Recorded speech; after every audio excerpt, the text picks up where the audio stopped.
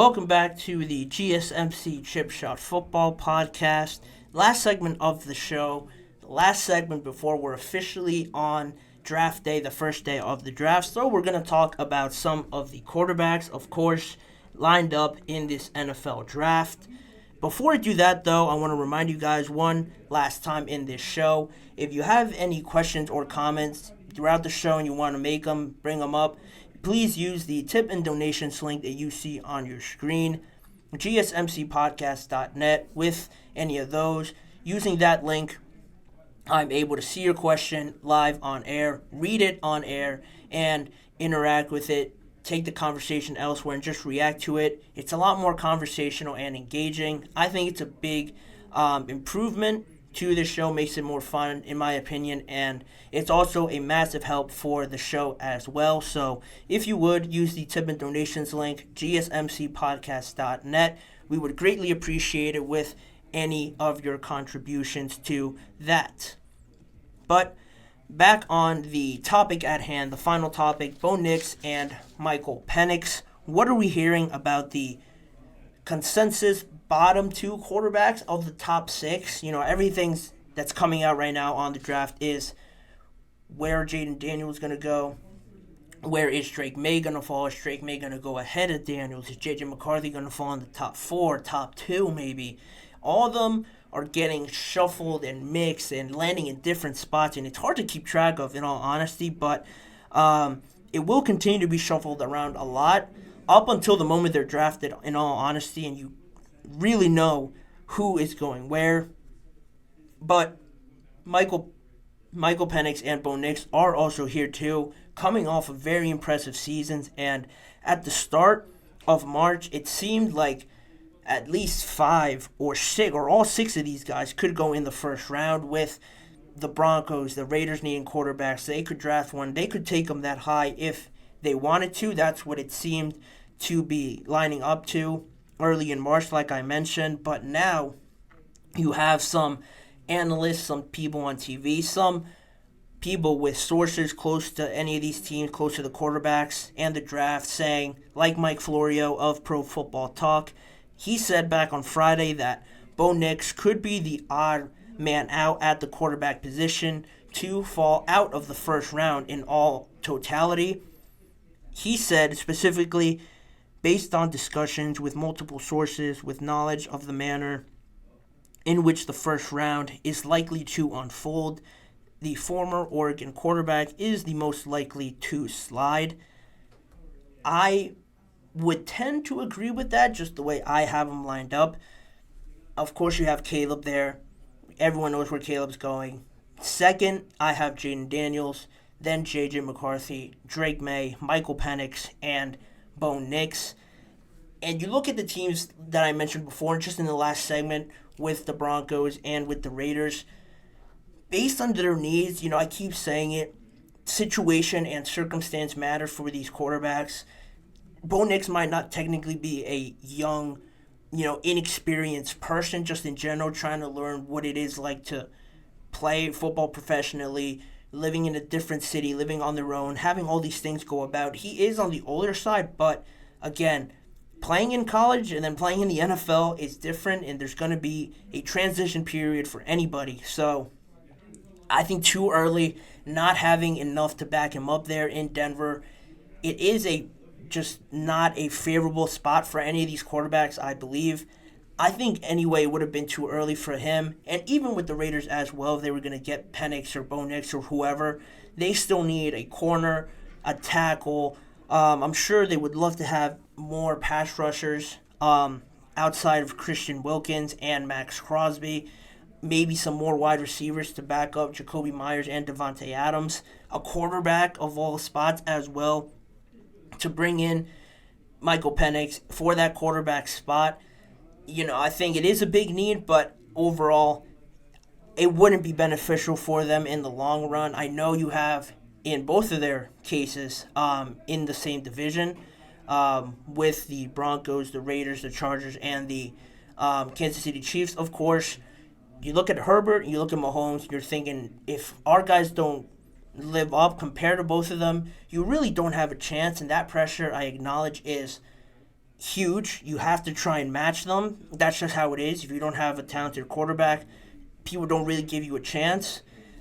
It is hard to ignore that pressure and that, attention from everything. Everybody telling you that you need a quarterback, but I don't think it's favorable. Taking the wrong one and almost not improving him along the way is even worse than skipping out on one and trying to improve the rest of your team. And whereas on Friday, Mike Miller from ESPN explained that his people, his sources from the Las Vegas Raiders, keep saying that the Las Vegas Raiders really like Penix at 13 and that the doubts are really just around his medical history and why many have him falling. But Penix to the Las Vegas Raiders seems to be getting some more momentum. I even saw today that the Giants are also one to watch even earlier than the Las Vegas Raiders at number 6. But again, they're hesitant on it. They've done a lot of work on the quarterback position, but Michael Penix at 6, if you miss out on the top 4, if I thought 13 and 12 were early. If they're drafting him at 6, I think whoever's making the decisions there is in question, should be in question for that pick. Not because I think Michael Penix is awful. He's not bad. I really like him. I think he's very talented, but again, the Giants are not in a position right now to draft a quarterback and think they're going to be that much better. They're almost just as good as the New England Patriots, and I don't even support them drafting a quarterback either at 3. But they're in a bit more favorable spot because they have Jacoby Brissett there on a cheaper deal. I know the Giants have Daniel Jones, but they're paying him a lot of money, and you might as well make him your starter rather than drafting a quarterback, maybe playing better than Daniel Jones, and now you have a really expensive quarterback just sitting on your bench. It doesn't make too much sense with these reports. I think they're more favorable and probably better off waiting on them to fall.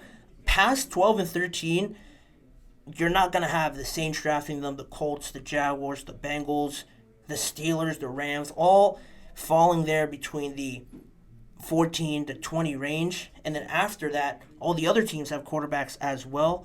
You don't have to feel like you have to make a move there. You get a quarterback. They're better off waiting, in my opinion. And the NFL also didn't invite Michael Penix and Bo Nix to the draft to even attend there. So that sort of tells you where they're feeling on this situation of, if they're going to go in the first round or not. There's doubts certainly around the league from what everybody's saying, what the general feelings are. If the NFL is not inviting them, you would have to think they would know something with these teams and what they're trying to do with the draft. If they're not getting invited, it's not certain, but it does certainly have to tell you something that, it's not looking favorable for these quarterbacks.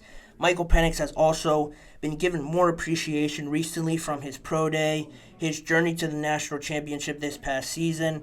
One AFC assistant actually claimed that the second best quarterback in the draft, just as a pure film evaluator, is Michael Penix. Those were the exact words from an AFC coach, an assistant coach. So, you have diverging opinions here with Michael Penix and everything else, but the most favorable situations are the Bears, the Commanders, and the Vikings. If any team outside of them is trying to draft a quarterback inside the top 13 picks, I'm not going to like it. That's just how I feel about it. I don't think they're ready to assume those positions, but, it'll be hard to see them not draft them at this point with what everybody else is saying, but we're just going to have to see how it works out. And just on that entire topic of Bo Nix and the Broncos and what's being said about them overall, just to wrap it up and give a closing statement here with them. There's been a lot of connection with Bo Nix and the Broncos especially. Bo Nix was on the Kate Adams show, the Up and Adams show recently as well, talking about it. He's even acknowledged that a lot of people have him going there. He would love to go there, but again, how it all falls into play, how the Broncos feel that it could fall into play. They already have a quarterback, so is it too much to go draft another one when you already have 3 on your roster? They have to plan all that out. And with Michael Penix as well, he's the one more so than Bo Nix. I think he's going to go in the first round, but before 20, I think these teams, some of them could be reaching a little bit. Again, I think he's a great quarterback, but it matters on the situation. It matters how it all lines up with these teams. They're surely in the conversation of getting drafted. If I'm saying who's going to fall out of the first round, that's probably going to be Bo Nix. I just simply think even if the Broncos also trade with the Eagles and get more picks, I think he'll still be there for any team in the second round or late first. They don't have to draft him that early, and with Michael Penix as well. If we don't see a surprise, no real team suits him after 13, so anybody can have their pick of just waiting and then buying their time to draft Michael Penix if they really want him and get more value out of him in that stand. But I would love to know what you guys think on it. Where do you stand on Bo Nix, Michael Penix? Who do you like better? Do you have them over a Drake May, a J.J. McCarthy? Do you value them higher than those quarterbacks? Put it all down in the comments below and just leave your thoughts in there as well. But in saying that, that will do it for me on today's episode of the GSMC Chip Shot Football Podcast, brought to you by the GSMC Sports Network. Please remember to like, follow, and subscribe to the show, as well as following the network on Facebook, Instagram, X, and TikTok for more of the network's content. If you want to see more of me and this show, check out the GSMC Sports Network channel and the Podcast Network channel on YouTube for YouTube Shorts that are posted every day. All the live full shows are on there if you want to go back and watch a full show, or the live segment videos, individual videos of the segments. If you missed a certain segment or want to rewatch one part of a live show, they're all on there on both channels. Tune in every weekday at 6:30 p.m. Eastern Time for more discussions, conversations around the NFL, and the hottest topics circling around the league. With me, your host, Manny Maradiaga. Thanking you guys for joining me on today's episode, and I'll see you guys back here again tomorrow to talk all about the draft leading up to 8 o'clock Eastern Time to the official start of the draft.